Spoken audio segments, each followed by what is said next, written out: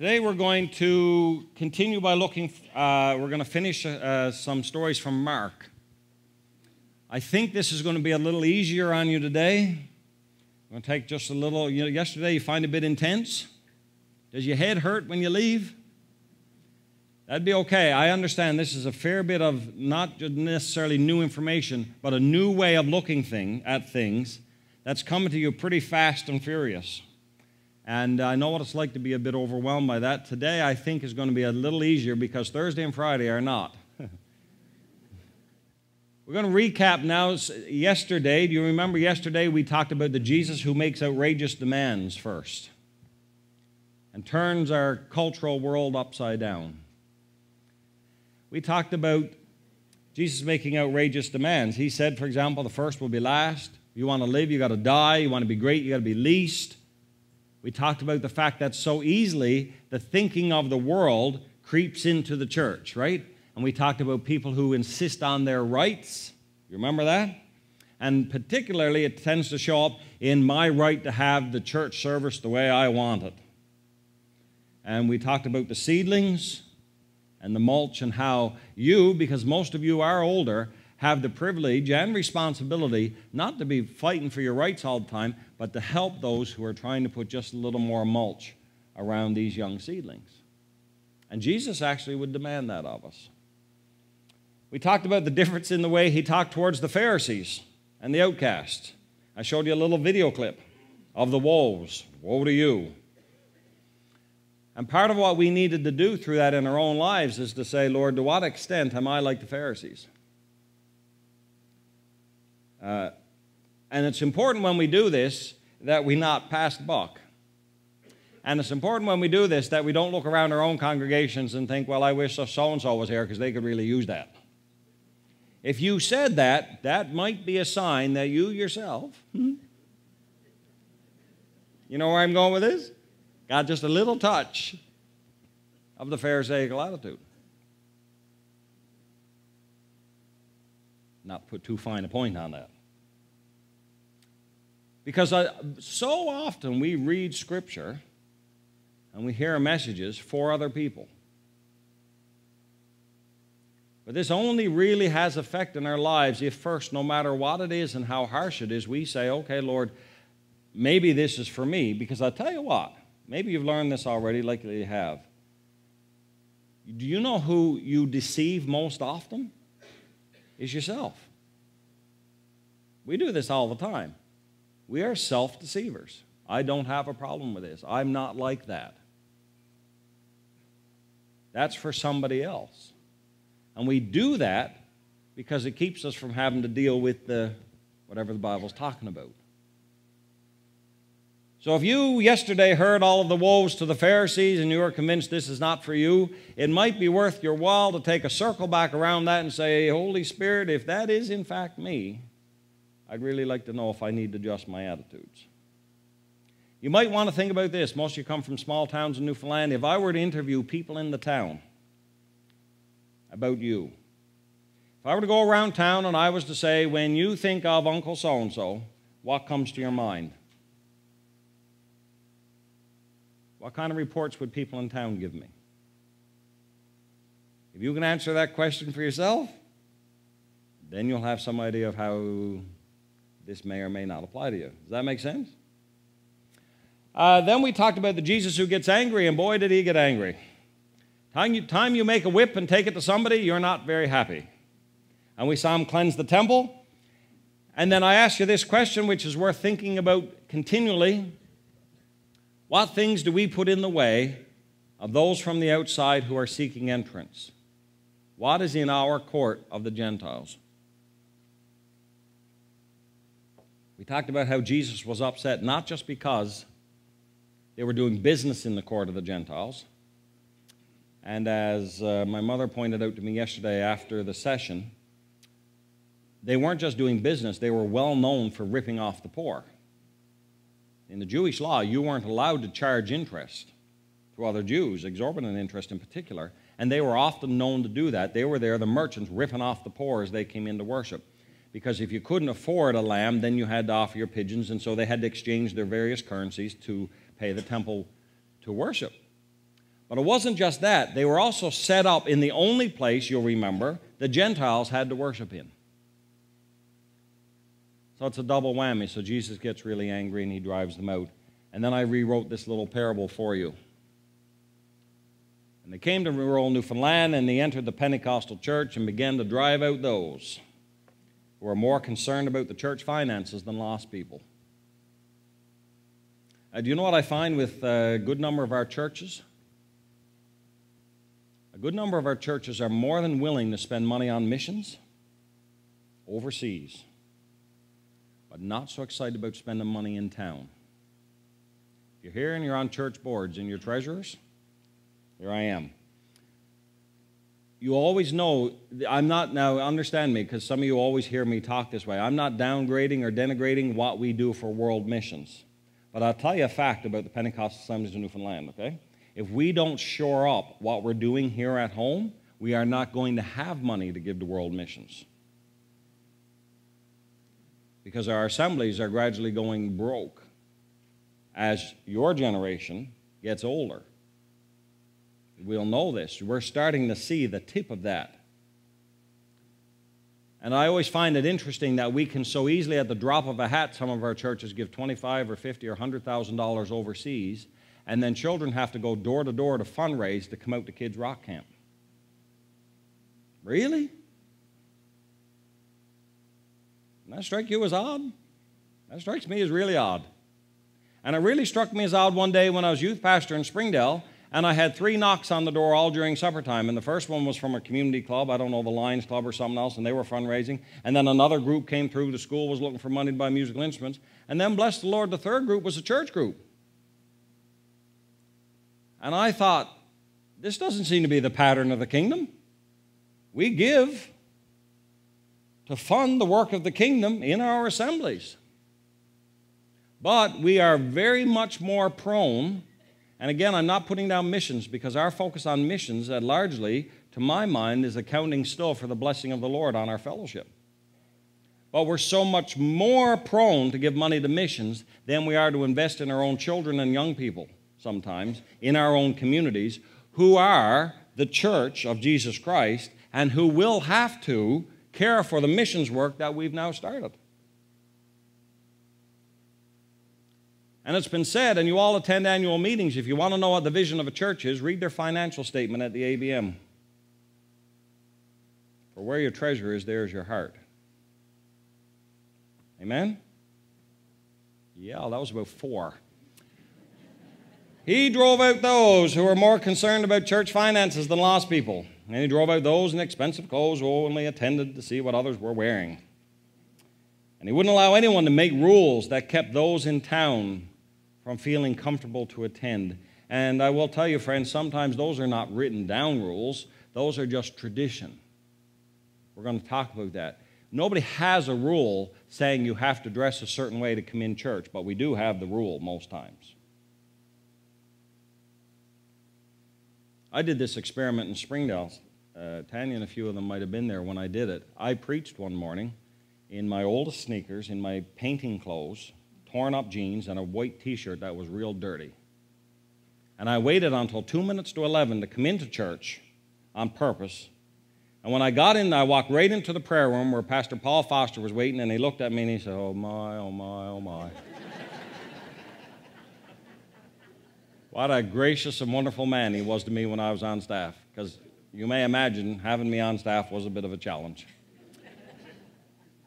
And I got up in front of the people and I taught on something I'm going to touch on today or tomorrow, which is how our traditions get in the way.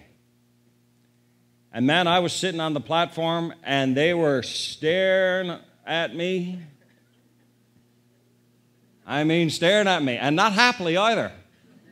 When I walked out, the collective inhale was enough to suck the curtains off the wall.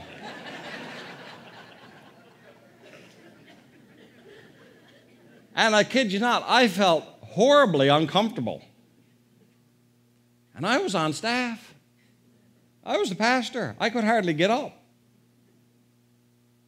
But I got up and I spoke. And I got through my message, and I used what I was wearing as an illustration of how if somebody in town, this was all they owned, they wouldn't come in. Man, the stares at me and slies, dirty slies too. I know it's a dirty sly when I sees one. Right? And I was the pastor, and I still felt uncomfortable. So I could just well imagine now some poor man who had had a night of heavy drinking, okay? But the Spirit of God's working on his heart. And he gets up in the morning and says, I really need to go to visit the church. But he got no good clothes. I don't know if you know this. In particular, younger generations now don't own dress clothes. They're getting married in jeans. They're going to funerals in jeans. Have you noticed that? That's common. They don't own it. So if they're showing up, this is what they got on. And they pay more to have holes cut in them. Have you noticed that? You ever looked at your grandchildren and said, isn't that a sin? I should buy you a pair of jeans. No, they paid extra money for that. I tell you the truth, the world has lost its mind. But according to how I felt, I can just well imagine how somebody would feel half hung over trying to wander into church in dirty clothes. Now, is that a rule? No, we don't have that rule. But do we have that rule? Oh, yeah, we got that rule. Is there anything wrong with us dressing up? Certainly not. But by the time it hits the point where the slies are coming, see the difference? You want to dress up, fill your boots. But when somebody shows up not, particularly from the town, man, there wants to be nothing but hugs and handshakes and happy smiles. So that's the type of thing we're talking about here.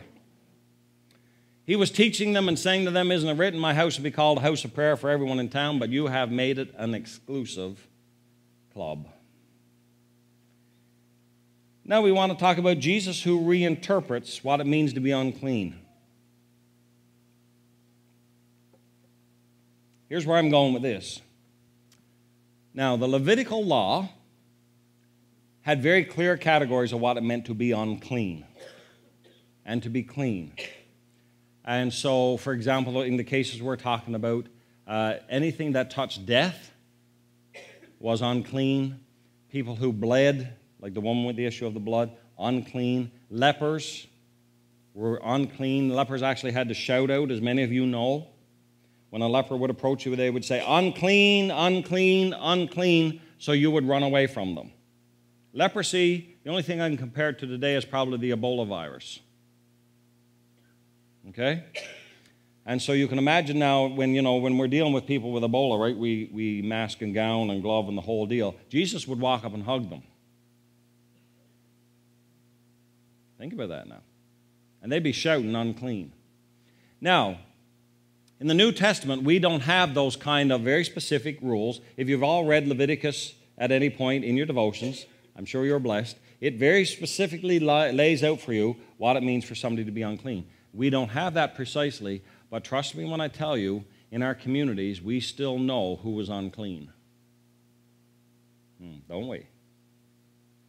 Not because of what Leviticus tells us, but because we have a picture in our minds now of what a good, decent person looks like. And then judging by the particular brand of sin somebody has, or how they live, or how they spend their money, or usually what mess of sin they're trapped up in, we kind of understand them to be a little bit unclean.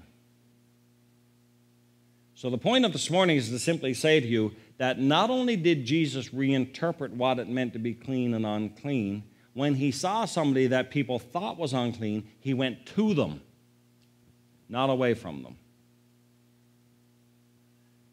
And, of course, the point of all of this is to say that if we are here as followers of Jesus Christ, and we are going to be healthy as proper followers of Jesus Christ, then we're going to want to understand that this is the type of thing Jesus did. Therefore, this is the type of thing I have to do as well. Okay, so here we go. There's 3 stories in a row Mark tells. Jesus heals the demoniac of the Gadarenes. He heals the woman with the issue of blood. And he raises Jairus' daughter back to life. So the first story is about Legion. And from a Jewish perspective, this story is full of uncleanness. Again, this is the type of thing we don't necessarily, it doesn't mean much to us, see? Because we read, and Jesus went over to the Gadarenes, and he healed a demonic who lived among the tombs. Lovely. But from a Jewish perspective, this was messy all over the place. For the first case, it's in Gentile territory, and no self-respecting Jews spent much time in Gentile territory. Second, the man was possessed by demons, and worse than that, he lived among the tombs. Now again, in the Levitical law, once you had touched the dead, and by the way, this wasn't God trying to create a class of unclean people. Most of this is for the preservation of national Israel, because God knew back then, but people didn't, that disease and sickness spread through things like blood, death, or, bodies that have been lying around too long and stuff like this. And God is trying to keep them pure from disease, largely, even though back then they never knew quite what caused disease. So this has got a little bit ahead of the time in the medical field. So this man lives among the tombs. Numbers dictates that anyone who failed to cleanse himself from contact with the dead must be cut off from Israel. And again, it's the idea of this. If you're going to be around the dead and possibly come in contact with these kinds of life-threatening diseases, you have to stay out of the camp, because God didn't want the camp wiped out by a plague of some kind. In addition, you'll notice in this story, see, Mark loads it right up, that not only is there a Gentile, demon-possessed man in contact with the dead, guess who was happening nearby? They're raising a big crowd of what? Pigs. Well, Jews are not excited about that. They wouldn't have anything to do with that just because they were pigs. Now, how many of you like your bit of bacon? And your bit of ham, pork roast, baby back ribs?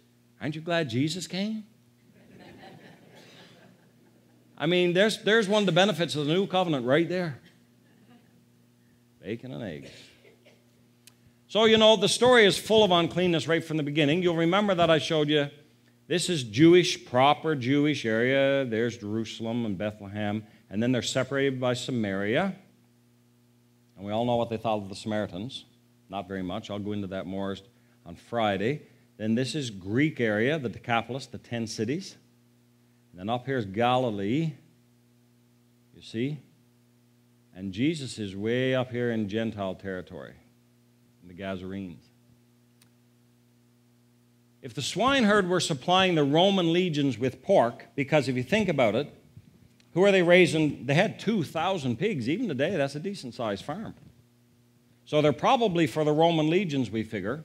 Then the raising of unclean food for the detested Roman occupation was doubly offensive. Thus, Jesus meets a man with an unclean spirit, living among unclean tombs, surrounded by people employed in unclean occupations, all in unclean Gentile territory. So he's really ramping it up. So the Bible says they went across the lake to the region of the Gerasenes. Jesus got out of the boat. A man with an evil spirit came from the tombs to meet him. This man lived in the tombs, and no one could bind him anymore, not even with a chain. For he had often been chained hand and foot, but he tore the chains apart and broke the irons on his feet. No one was strong enough to subdue him. Day and night among the tombs and in the hills he would cry out and cut himself with stones. A couple of things I want to point out to you there. Very often the way of the world, when they deal with people in bondage, is to bind them up more. This is a man in bondage, and their solution is to what? Put him in chains. As you're going to see, when Jesus deals with somebody in bondage, he goes totally the opposite direction, doesn't he? He sets them completely free. And the church has done a little bit here, a little bit through our past of what the townspeople have done to this man. We see somebody in bondage, and we actually put them in more bondage, trying to help them out. Jesus does the opposite. You can see also here in this passage how the demonic works. To steal, kill, and destroy. See, the man is here crying out in the hills by himself in the night and injuring himself constantly. Because that's how the demonic works, in pure destruction. When the man saw Jesus from a distance, he ran and fell on his knees in front of him. He shouted at the top of his voice, "What do you want with me, Jesus, Son of the Most High God? In God's name, don't torture me. For Jesus had said to him, come out of this man, you impure spirit. In that culture, to use somebody's name was to put yourself in a little place of authority over them. When I spoke your name to you, it was if I already know who you are and I know some of your business, and so I'm raising myself either to an equal playing field with you or a little above you. So the demon is already trying to up the ante on Jesus by saying, I know who you are, Jesus, you are the Son of the Most High God. Because he's getting ready to negotiate with him. You see? My name is Legion, he replied, for we are many. Now, you've probably heard and been taught that legion here is just a reference. He could have said, my name is thousands. A legion, a Roman legion, was 6,000 soldiers. So this man was severely demon-possessed. So he uses the name of a Roman legion, and he begged Jesus again and again not to send them out of the area. A large herd of pigs was feeding nearby on the hillside, and the demons begged Jesus, send us among the pigs, allow us to go into them. And again, if you want an example of how the demonic works and what their intents are, Jesus gave them permission. The impure spirits came out and went into the pigs, and the herd, about 2,000 in number, rushed down the steep bank into the lake and were drowned. Those tending the pigs ran off and reported this in the town and the countryside, and the people went out to see what had happened. When they came to Jesus, they saw the man who had been possessed by the legion of demons sitting there, dressed and in his right mind, and they were afraid.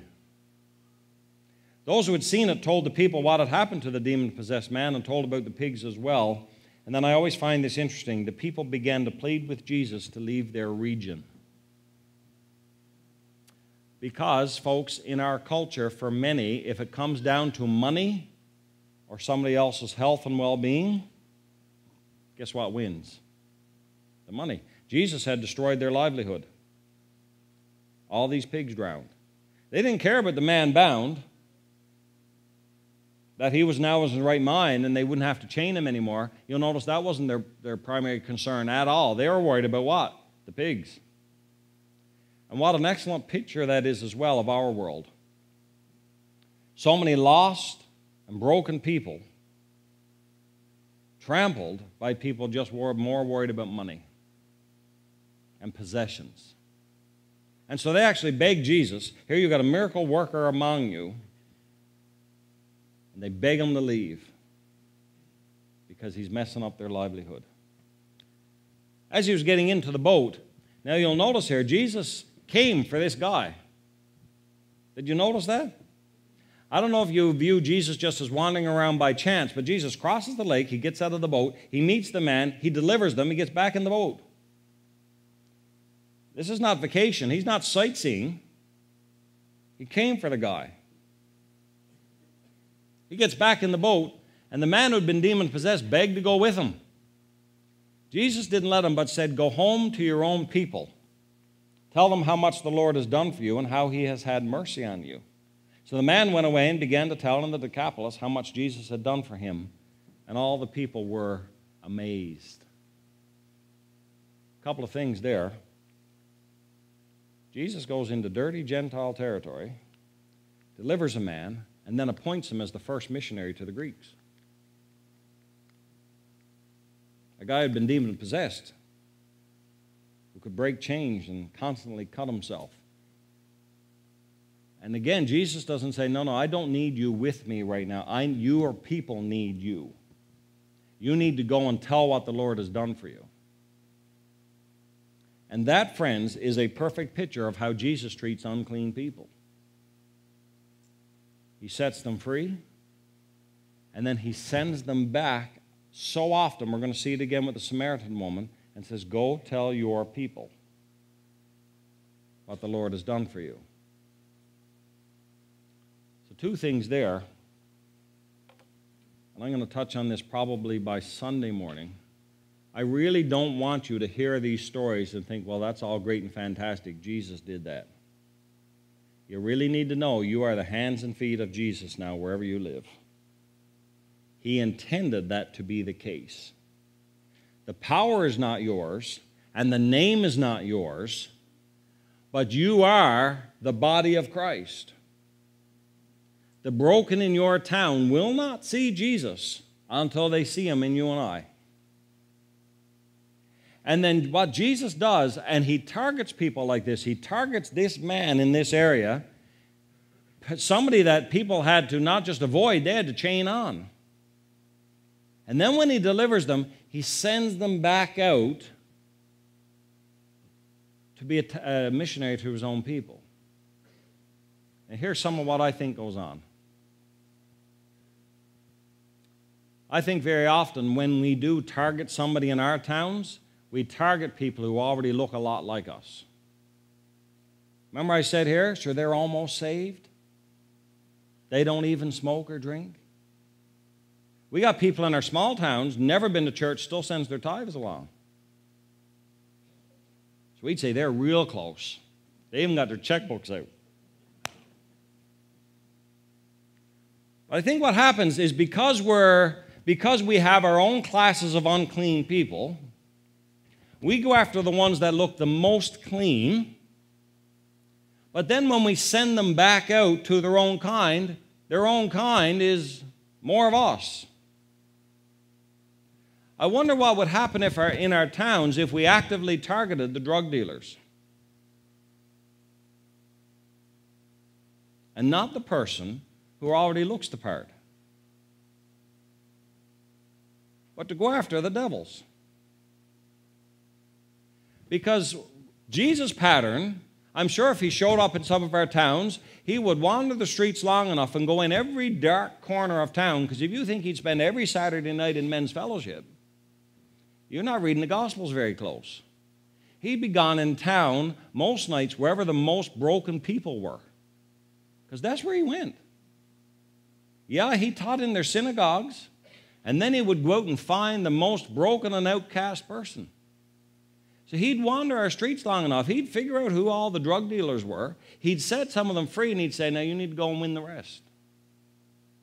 And part of the reason why we never seem to break into some of those circles is because when we target people, we target clean people. And the unclean people, the people we have the most difficulty relating to, nobody reaches them because nobody ever gets saved from among their circles. And that perpetuates. Does that make sense? Jesus' approach was entirely opposite, see? He'd go in the worst circles he could find, the most unclean, the most detested by people, set them free, deliver them, and say, go win the rest of your friends and family. I'll leave that with you to think about. So this is like today we could see Jesus went into a downtown area filled with the occult. As he was walking, a very well-known witch approached him and yelled, what do you want with me, Jesus, Son of the Most High God? In God's name, don't torture me. And Jesus asked him, what's your name? And my name is Thousands, he replied. For me, we are many. This could be downtown any area. Picture downtown St. John's. Jesus rebuked the demons who came violently out of the man. The tarot card readers and others in the area reported this, and people went out to see what had happened. When the people came to Jesus, they saw the man who had been possessed by the thousands of demons, the witch, sitting there, dressed and in his right mind, and they were afraid. And they pleaded with Jesus to leave their region. Because I expect if Jesus stays in the street that got all the occult on it, eventually you're going to find trouble in business. As Jesus was leaving that area, the man who had been demon-possessed begged to go with him, and Jesus didn't let him. But he said, go home to your own people and tell them how much the Lord has done for you and how he has had mercy on you. So the man went away and began to tell throughout the occult community how much Jesus had done for him, and the people were amazed. Can you picture that? Because this guy had been into the occult, and now he can go to the tarot card readers, and he can go to the witches, and he can go to the rest, and he'd say, I have been delivered from a power greater than the one you're trying to find. And his name is Jesus. Okay. So that situation is a place where no one would want to go. And contrary to all reason and expectation, Jesus goes there. He penetrates both the ritual wall of uncleanness and the formidable reputation of the demons. For once, however, the explosive terror of the demon does not prevail. For when the demoniac meets the divine, it is a no-contest event.